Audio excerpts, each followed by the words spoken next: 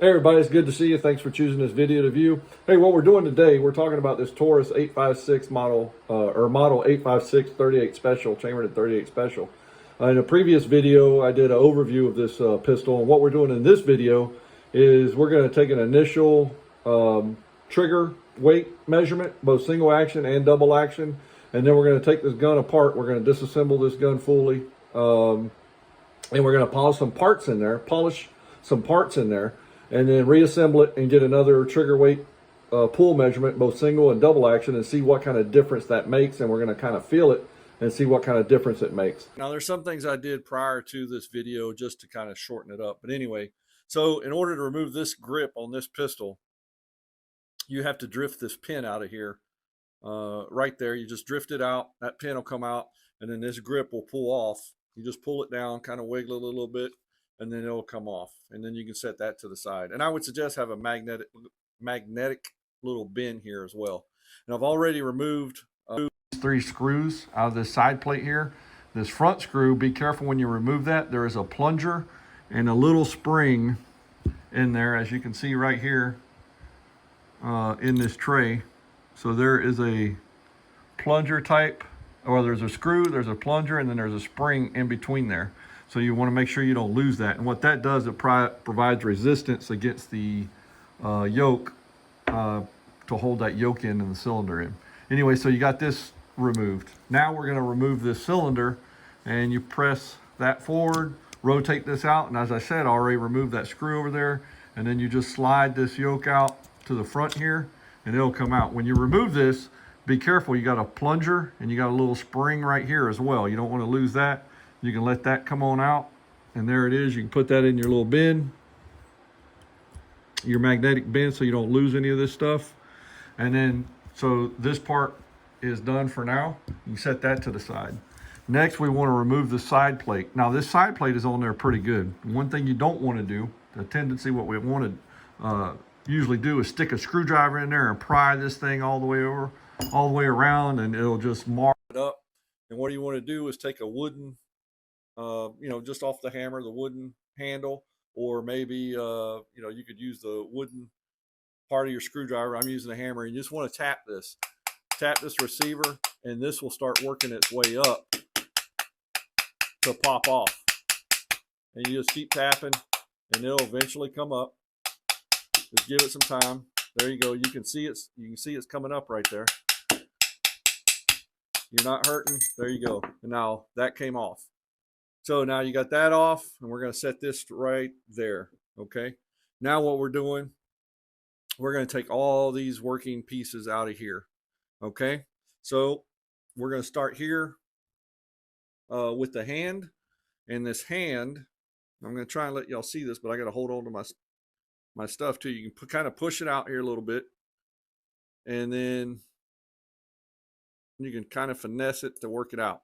Now I'm going to have to stop the video right here because I don't want to go over time on my video, and I'm going to get all these parts. Okay, I got the hand out of there, but you got to pull it back there, and you got to be careful. There's a plunger and a spring inside the trigger here. It could shoot out.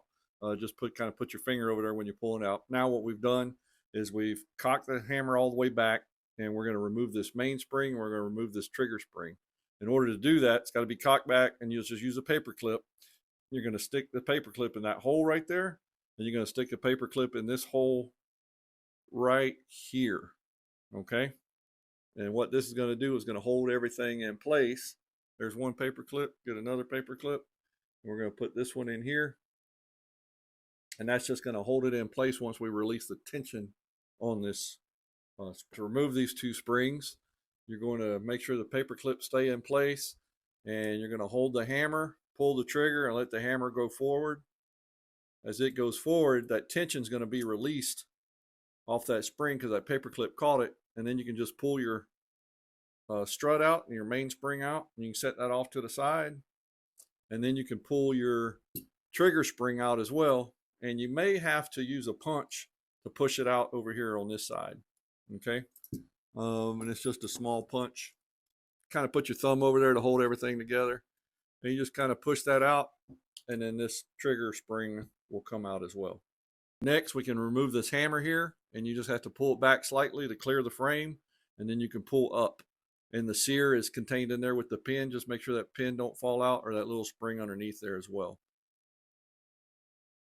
All right, in this step, if you didn't get that spring and plunger out of your trigger, you may want to pull it out now so you don't lose it. But we're going to remove the trigger and the transfer bar right here. This is your transfer bar. And then simply push the trigger forward, and you're going to pull it off of this pin right here. And when you pull it off, the trigger or transfer bar may come with it. It may not. But if it doesn't, you're just going to pull that as well. So the trigger came off, the transfer bar stayed in place, and that's okay. You can just pick up the transfer bar and pull it off to the side. Okay, now we got that. We're going to remove the cylinder lock, which is right here. And you may just need a little dental pick and just pull that down a little ways. And then you can just pull this off. The cylinder lock will come off. And let me caution you on this.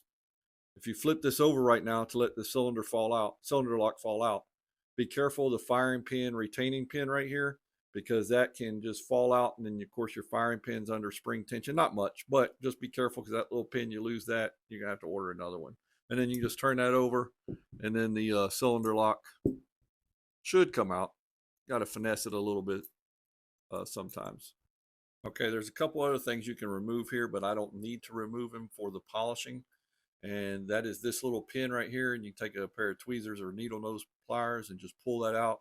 And then I caution you, the firing pin is under spring tension, but the firing pin will come out in that spring. In order to put it back in, there's a little notch right here on the bottom of the firing pin. You'll see it when you pull it out. You just put your spring, then a firing pin back in, and this little pin will go back in to hold that in. The other thing you can remove is the bolt right here. This is to disconnect your cylinder. And you take this screw out right here.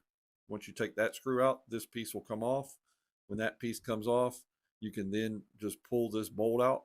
But remember, there's a spring there, so just kind of put your finger over that spring. You can pull your bolt out, and then that's fine. And then you'll have a stripped receiver minus the barrel and the sight on there. Okay. All right, just real quick, we're clear of ammo. No ammo's on the table, no ammo's in the gun. The cylinder is clear. All right, so the areas that I seen where the high spots were is first on the cylinder lock. What I did here was just polish right here in the front. Trying to get that focused, but right here in the front, polish that as it connects with the trigger. In those areas there, it connects with the trigger and pushes on it, causes that friction. So I polished the cylinder lock right here, and also polished the front of the trigger right here. On the back of the trigger right here on top of this sear, I polished this area, staying away from this sharp angle. I stayed away from that sharp angle, but just polishing this top portion right here. As this comes in contact right in this area with the double action sear. So I polished this up on the trigger. On the hammer, I polished the front of this double action sear that's incorporated with the hammer. This is where the trigger is rubbing on it a little bit.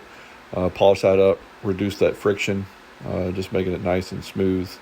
And then now it'll be good. And also underneath here on the hammer, I polished this area up on the bottom, as you can see. Stayed away from the single action notch here, leaving those edges sharp and crisp. I also just knocked off a little bit of deburring here on the side of the hammer. On both sides here, as you could see in the receiver, that it was rubbing in certain areas. So I kind of hit this with the ceramic stone as well, just kind of removing some of those burrs, smoothing that up both on this and on the plate, just around where the area of the hammer is, just making that a little bit smoother, getting rid of those burrs that were there. And those are the areas that I polished. Now I'm going to oil it and reassemble. We are clear of any ammunition except for the snap caps here, and then the cylinder is clear. No live ammunition anywhere. We're going to go ahead and put the snap caps in here, and we're just going to assess how the trigger feels now, single action, double action, compared to before polishing the different components. Now I will say, when I got this gun, I took it out to my range and I shot it, and it, as good as the trigger felt, both single and double action, it was a little gritty. And so we'll go ahead and try single action. I'm going to tell you,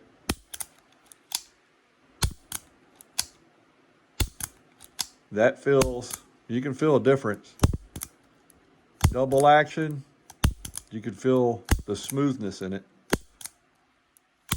It did smooth it up. It's not that gritty texture, kind of grindy feel to it. It's now it's pretty daggone smooth, man. I like it. All right, we finished polishing everything. We put some oil on it. We reassembled the gun. We're going to get some measurements here, trigger pull measurements on single action. We're going to do 3 times, get an average, and just see if there might be a difference. See if there's a difference with just by polishing. So we'll do the average, and that was a 4-pound average. Before, we were 4.13. We were 4 pounds and 13 ounces, so it reduced it by 13 ounces. So that's pretty good right there. Now we're going to do double action. Let's see here, double action. Here we go. We're going to do it 3 times.